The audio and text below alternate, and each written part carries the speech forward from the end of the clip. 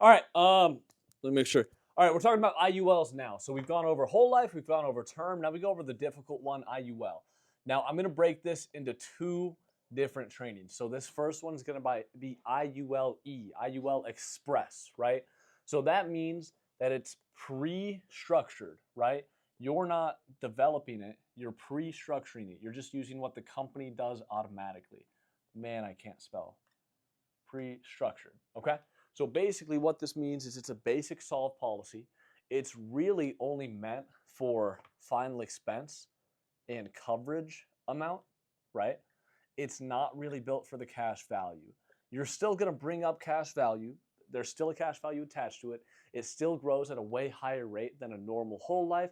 It's still going to have a good amount of cash value that builds into the policy, but it's mainly going to be designed for final expense. You're not using this for any type of retirement income or any type of infinite banking. That's something that's a little bit more complex. You call that a complex solved IUL, right? Now, IULE, you're going to be using this, like I said, for a lot of coverages. The really great thing about an IULE is you can get it for anyone between the ages of 18 to 75, okay? Depending on the carrier, and actually you can get it lower than 18 too with a couple of our other carriers now, but that's going to be in the carrier training, not the IUL training or the actual product training, right?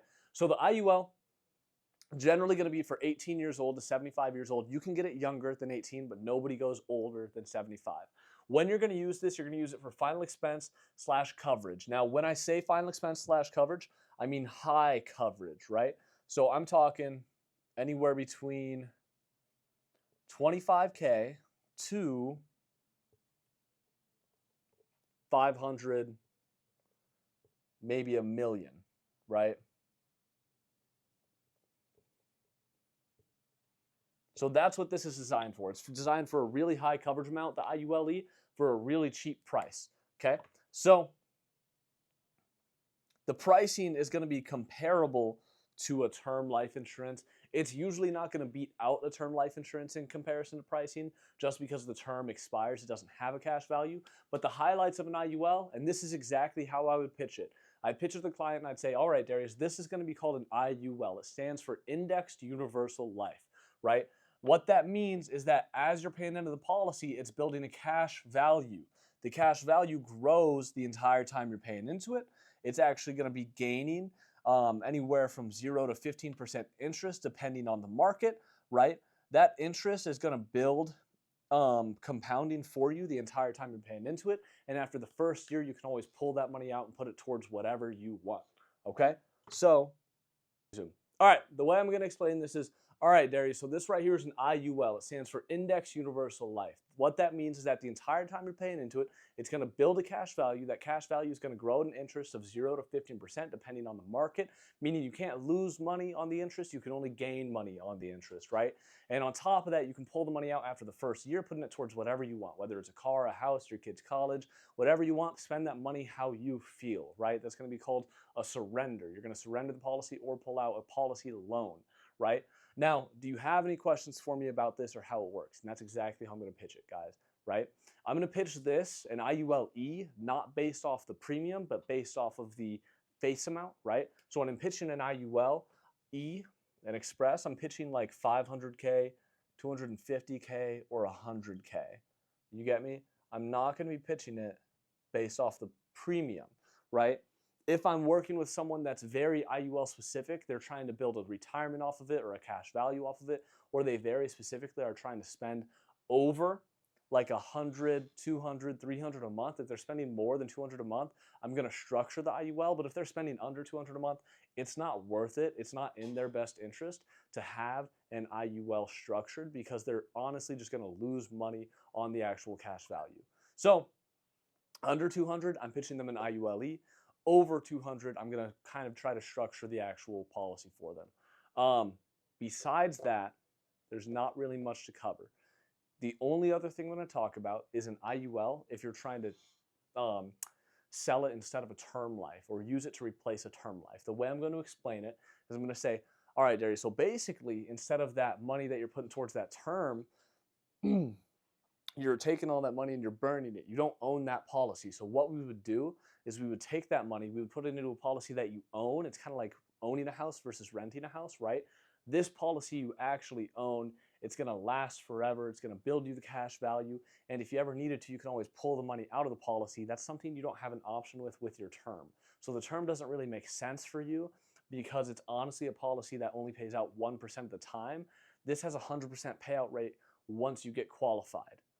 Doesn't that sound like a better option to you? 99% of the time, they're going to say yes. That sounds like a way better option to me. If you have questions, guys, always feel free to shoot me a text, a DM, reach out to me on Discord. I'm always available. But that pretty much sums up and explains an IUL. All right, this is how you're going to qualify people for an IUL. So you're going to use the IULE in place of a whole life coverage most of the time. But the only time you won't use the IULE is if they can't qualify, right?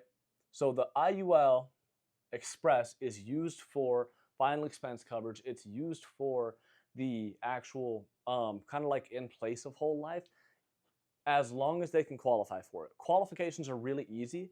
If they take diabetes medications, they're okay, but only if it's metformin or a pill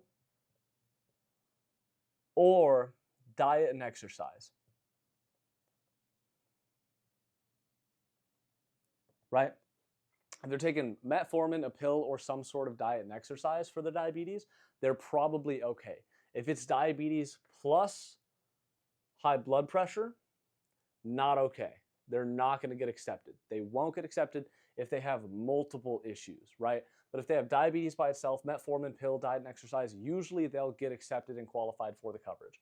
If they have diabetes and they're taking some sort of injection, they're